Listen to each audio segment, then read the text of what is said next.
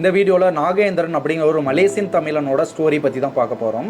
அவர் பார்த்தோம் அப்படின்னா சிங்கப்பூருக்கு அவங்க அப்பா அம்மா வந்துட்டு ரொம்ப ஏழ்மையாக இருக்கனால வேலைக்கு வந்து அனுப்புகிறாங்க. பட் அங்கே வந்து அவருக்கு எங்கே வேலையும் கிடைக்காதனால ஒரு வாட்ச்மேனாக தான் வேலை செய்கிறாரு. பட் இயற்கையாகவே அவர் பிறந்ததுலேருந்தே அவருக்கு மூளை வளர்ச்சி கம்மியாக இருக்குது. பட் என்னதான் அவர் வந்துட்டு சிங்கப்பூரில் வந்துட்டு நிறைய வேலை செஞ்சாலும் கூட அந்த இன்கம் வந்து அவருக்கு பத்தலை.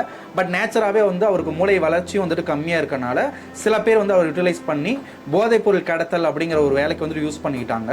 பட் நாகேந்திரன் வந்துட்டு மூளை வளர்ச்சி கம்மியாக இருந்தனாலையும் அவருக்கு வந்துட்டு எந்த ஒரு விஷயம் தெரியாதனாலையும் சிங்கப்பூரில் பார்த்தோம் அப்படின்னா அதுக்கு தூக்கு தண்டனை கிடைக்கும் அப்படிங்கிறது கூட அவருக்கு தெரியாது.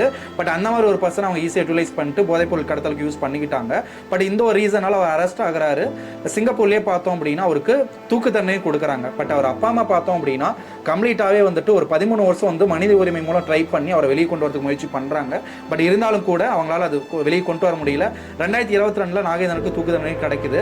பட் அவரோட வீடியோஸ் நிறைய நீங்கள் பார்த்துருப்பீங்க. அவர் ரொம்ப கஷ்டப்பட்டிருப்பாரு. அவருக்கு மூளை வளர்ச்சி கம்மியாக இருக்குது. அதோட ஃபேமிலியும் வந்து பார்த்தீங்கன்னா ஏழ்மையாக இருக்குது. பட் அவருக்கு கொடுத்த ஒரு ஜஸ்டிஸ் பார்த்தோம் அப்படின்னா கரெக்டாக பார்த்தோம் அப்படின்னா அது கரெக்டாக நம்ம சொல்ல முடியாது. பட் வறுமையாகவும் இருக்காரு. அதே நேரத்தில் பார்த்தோம் அப்படின்னா மூளை வளர்ச்சி கம்மியாக இருக்குது. பட் கம்ப்ளீட்டாக வந்துட்டு ஒரு ப்ராப்பரான ஒரு ஜஸ்டிஃபிகேஷன் கொடுத்துருந்தோம் அப்படின்னா அவர் வெளியே வந்திருக்கலாம். பட் இதை பற்றி நீங்கள் என்ன நினைக்கிறீங்க அப்படிங்கிறத கமெண்டில் பண்ணுங்கள். அவர் கொடுத்த 2022 ஒரு தூக்கு தண்டனை கொடுத்துட்டாங்க. அது ஜஸ்டிஸா இல்லை வந்து அன்ஜஸ்டிஸா அப்படிங்கிறத நீங்கள் கமெண்டில் சொல்லுங்கள்.